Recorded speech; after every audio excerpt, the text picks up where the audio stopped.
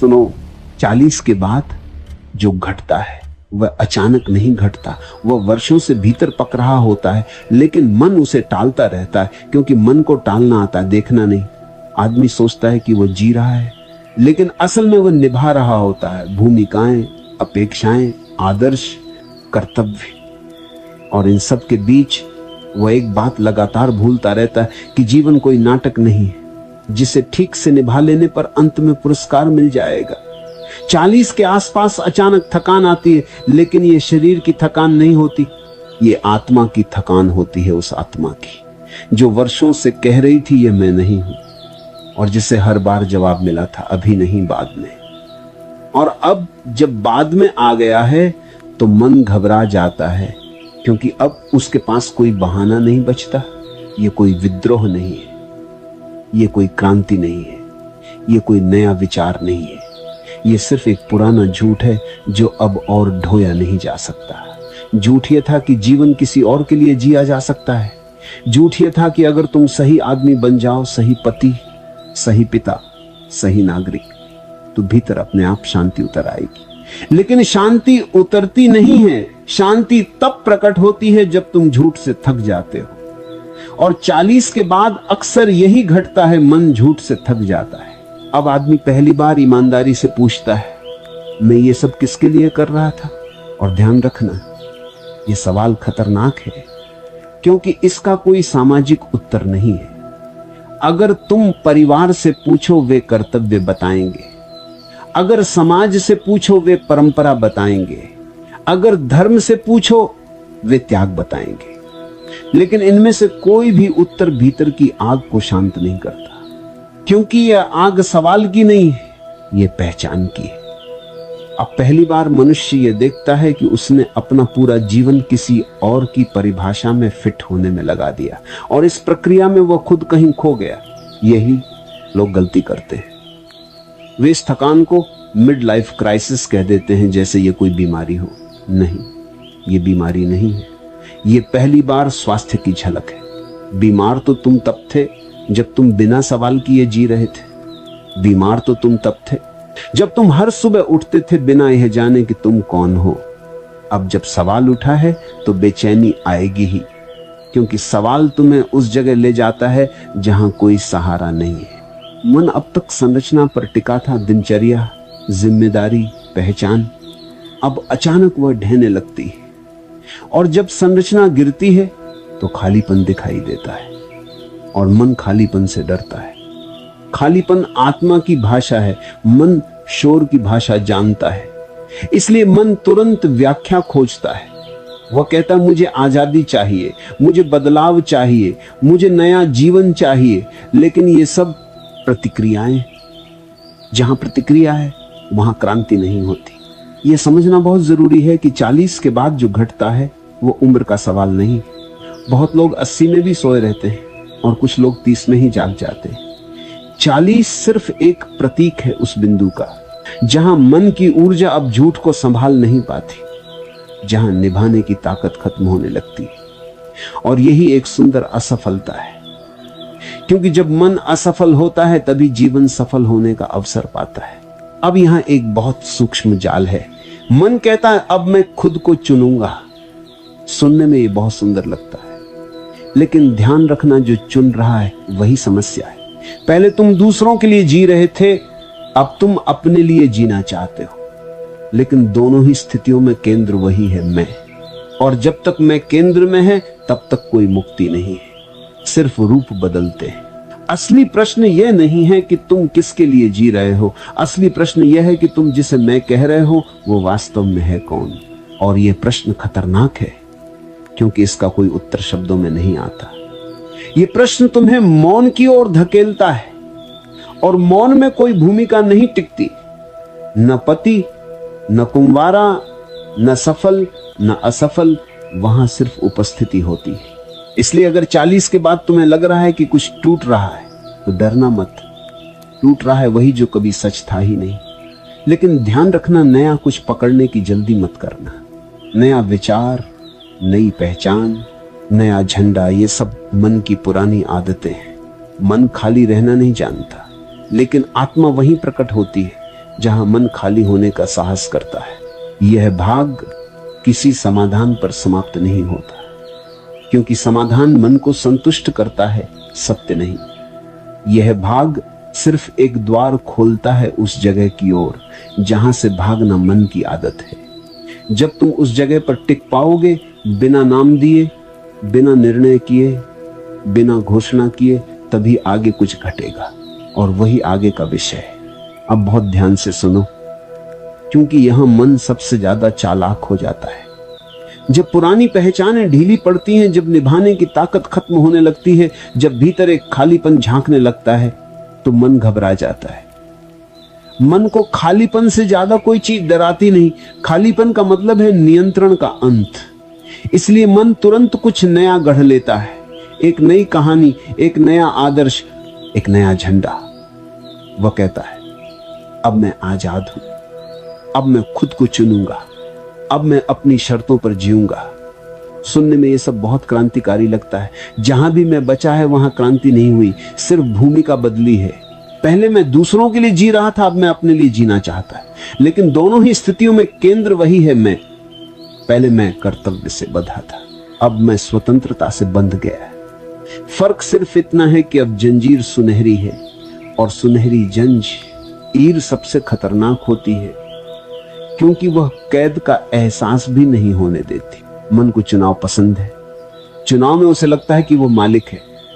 वो कहता है मैं तय कर रहा हूं, लेकिन आत्मा तय नहीं करती, आत्मा बहती है। आत्मा अनुमति है, नियंत्रण नहीं। इसलिए जब तुम कहते हो मैंने ये जीवन चुना, तो ध्यान रखना, ये अभी भी मन की भाषा है। सच में जागरण तब आता है जब चुनने वाला ही गिर जाता है, जब जीवन चुना नहीं जाता बल्कि जीवन घटित होता है। यहां एक बहुत सूक्ष्म धोखा है। आदमी सोचता है कि अब वह जिम्मेदारियों से मुक्त हो गया है, लेकिन असल में उसने जिम्मेदारी का रूप बदल लिया है। पहले वह दूसरों की अपेक्षाएं ढो रहा था, अब वह अपनी अपेक्षाएं ढो रहा है, खुश रहने की, स्वतंत्र दिखने की, संतुष्ट महसूस करने की। लेकिन अपेक्षा चाहे किसी की भी हो, वो बोझ ही होती है। आत्मा बोझ नहीं जानती। इसलिए बहुत लोग इस मोड़ पर आध्यात्मिक भाषा पकड़ लेते हैं। वे कहते हैं मैं जाग गया हूं, मैं समझ गया हूं, मैं अब किसी भ्रम में नहीं। जिस दिन तुम सच में समझ जाते हो, उस दिन ये कहने की जरूरत ही नहीं रहती, क्योंकि समझ शब्द नहीं है, समझ मौन है, और मौन कभी घोषणा नहीं करता। मन यहां एक और खेल खेलता है। वह तुलना शुरू कर देता है। वो कहता है देखो, दूसरे अभी भी फंसे हैं, मैं मुक्त हूं। और यही वह क्षण है जहां अहंकार नया जन्म लेता है, आध्यात्मिक अहंकार। ये अहंकार पुराने से ज्यादा खतरनाक होता है, क्योंकि यह खुद को पवित्र समझता है। और जहां पवित्रता का दावा है, वहां सत्य नहीं टिकता। ध्यान रखना, जागरण किसी से ऊपर उठना नहीं, जागरण किसी से अलग होना भी नहीं। जागरण सिर्फ इतना है कि अब तुम अपने ही मन के खेल को देख पा रहे हो, और देखने में कोई गर्व नहीं होता, देखने में विनम्रता होती है। क्योंकि जब तुम सच में देखते हो, तो तुम्हें सॉफ्ट दिखता है कि तुम जितना सोचते थे उससे कहीं ज्यादा सोए हुए थे। यहां एक और बात समझो। मन कहता है अब मैं अकेला रहूंगा, अब मुझे किसी की जरूरत नहीं।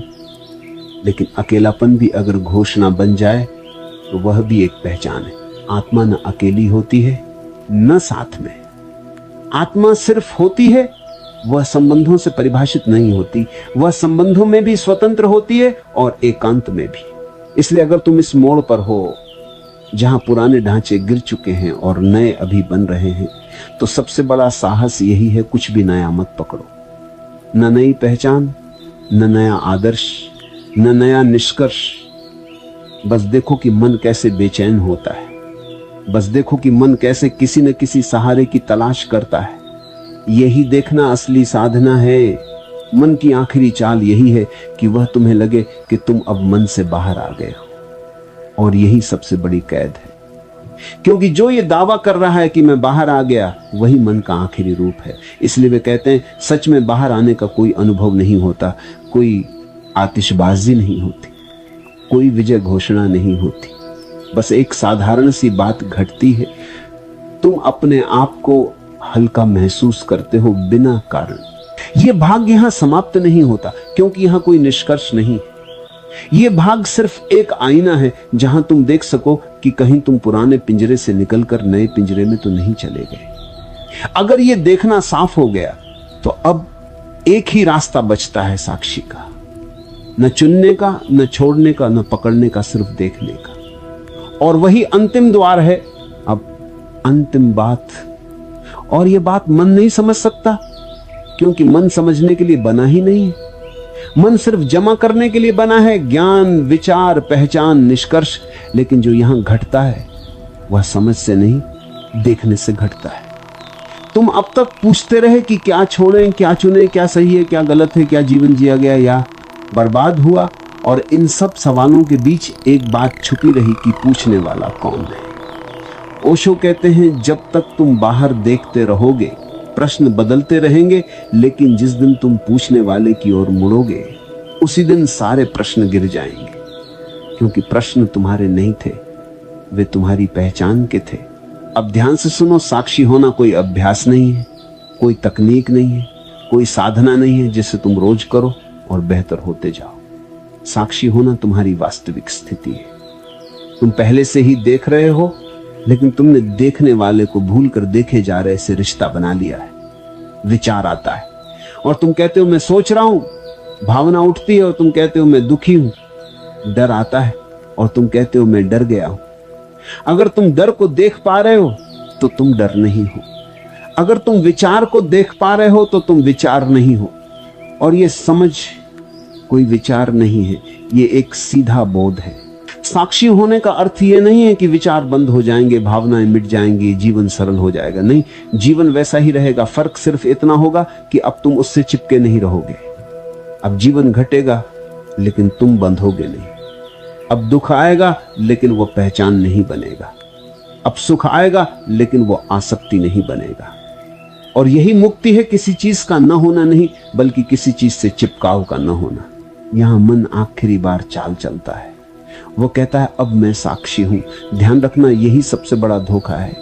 जिस क्षण तुम कहते हो मैं साक्षी हूं, उसी क्षण साक्षी खो जाता है, क्योंकि साक्षी कभी घोषणा नहीं करता।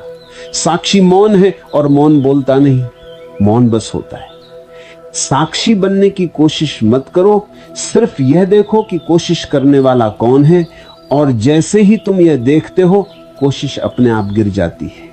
अब यहां ना विवाह का प्रश्न बचता है, न कुंवारापन का, न जिम्मेदारी बचती है, न स्वतंत्रता।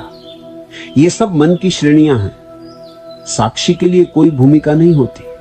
वह पति के रूप में भी साक्षी है, अकेले में भी साक्षी है, भीड़ में भी साक्षी है, मौन में भी साक्षी है।